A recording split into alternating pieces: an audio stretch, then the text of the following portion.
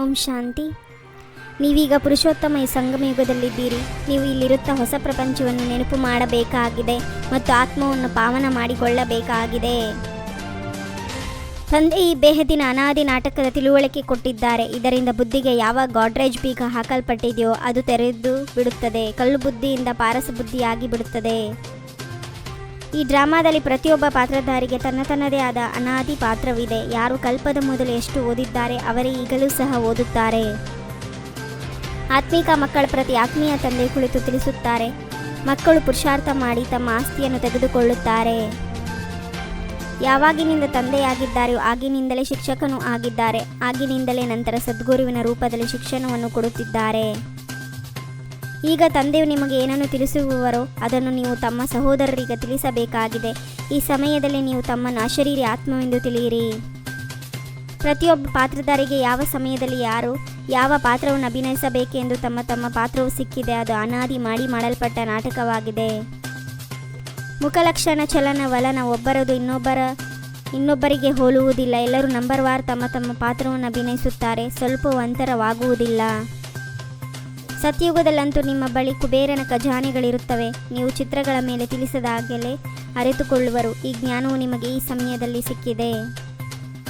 ನೀವು ಧರಣಿಯ ನಕ್ಷತ್ರಗಳಾಗಿದ್ದೀರಿ. ನೀವು ಚೈತನ್ಯವಾಗಿದ್ದೀರಿ. ನೀವು 84 ಜನ್ಮಗಳನ್ನು ತೆಗೆದುಕೊಳ್ಳುತ್ತೀರಿ. ಎಷ್ಟು ದೊಡ್ಡ ಪಾತ್ರವನ್ನು ಅಭಿನಯಿಸುತ್ತೀರಿ. ನಂತರ ಕಾಂತಿಯು ಕಡಿಮೆಯಾಗಿ ಬಿಡುತ್ತದೆ. ಲೌಕಿಕ ವಿದ್ಯೆ ಮತ್ತು ಪಾರಲೌಕಿಕ ವಿದ್ಯೆಯಲ್ಲಿ ಬಹಳ ಅಂತರವಿದೆ. ನಂಬರ್ ವಾರ್ ಎಲ್ಲ ಆತ್ಮಗಳ ಮೇಲೆ ಹೋಗುತ್ತಾರೆ ಮತ್ತು ತಮ್ಮ ಸಮಯದಲ್ಲಿ ಪಾತ್ರವನ್ನು ಅಭಿನಯಿಸಲು ಬರಬೇಕಾಗಿದೆ. ಮಾಯು ಬ್ಯಾಟರಿ ಚಾರ್ಜ್ ಮಾಡಿಕೊಳ್ಳುವುದನ್ನು ನಿಮಗೆ ಮರೆಸಿಬಿಡುತ್ತದೆ. ಪದೇ ಬ್ಯಾಟರಿಯನ್ನು ಡಿಸ್ಚಾರ್ಜ್ ಮಾಡಿಬಿಡುತ್ತದೆ. ತಂದೆ ನೆನಪು ಮಾಡುವ ಪ್ರಯತ್ನ ಪಡುತ್ತೀರಿ, ಆದರೆ ಸಾಧ್ಯವಾಗುವುದಿಲ್ಲ. ಎಲ್ಲ ಆತ್ಮಗಳು ತಂದೆ ಮಕ್ಕಳಾಗಿದ್ದಾರೆ. ತಂದೆಯೇ ಬಂದು ಎಲ್ಲರ ಬ್ಯಾಟರಿಯನ್ನು ಚಾರ್ಜ್ ಮಾಡಿಸುತ್ತಾರೆ. ಆಟವು ಎಷ್ಟು ವಿಚಿತ್ರವಾಗಿ ಮಾಡಲ್ಪಟ್ಟಿದೆ. ಕಲ್ಪವೂ ಆಗುತ್ತದೆ. ರುದ್ರಾಕ್ಷಿ ಮಾಲೆ ಇದೆ, ವಿಷ್ಣುವಿನ ಮಾಲೆಯೂ ಇದೆ. ಹೇಗೆ ರುದ್ರಮಾಲೆ ಇದೆಯೋ ಅದೇ ರೀತಿ ರುಂಡಮಾಲೆಯೂ ಇದೆ. ಬ್ರಾಹ್ಮಣರ ಮೇಲೆ ಈ ತಯಾರಾಗಲು ಸಾಧ್ಯವಿಲ್ಲ. ಬುದ್ಧಿಯು ಆತ್ಮದಲ್ಲಿರುತ್ತದೆ. ಆತ್ಮವು ಬುದ್ಧಿಯಲ್ಲಿ ಅರಿತುಕೊಳ್ಳುತ್ತಿದೆ. ಈ ಜ್ಞಾನವು ಬುದ್ಧಿಯಿಂದ ಧಾರಣೆ ಮಾಡಿಕೊಳ್ಳಬೇಕು. ಆಗ ನಿಮ್ಮ ಬುದ್ಧಿಯು ಸರಿಯಿದೆ. ಈ ವಿದ್ಯೆಯನ್ನು ಎಷ್ಟೊಂದು ಖುಷಿಯಿಂದ ಓದಬೇಕಲ್ಲವೇ. ಕೇಳಿರುವುದನ್ನು ಕೆಲವರಿಗೆ ಆ ಸಮಯದಲ್ಲೇ ಕಿವಿಗಳಿಂದ ಹೊರಟು ಹೋಗುತ್ತದೆ. ಕೇಳುವುದೇ ಇಲ್ಲ. ಕೆಲವರಂತೂ ಓದುವುದೇ ಇಲ್ಲ. ನೆನಪಿನ ಯಾತ್ರೆಯಿಂದ ಆತ್ಮರೂಪಿ ಬ್ಯಾಟರಿಯನ್ನು ಚಾರ್ಜ್ ಮಾಡಿಕೊಂಡು ಸತೋ ಪ್ರಧಾನತೆಯನ್ನು ತಲುಪಬೇಕಾಗಿದೆ. ಬ್ಯಾಟರಿಯು ಡಿಸ್ಚಾರ್ಜ್ ಆಗುವಂತಹ ಯಾವುದೇ ತಪ್ಪನ್ನು ಮಾಡಬಾರದು.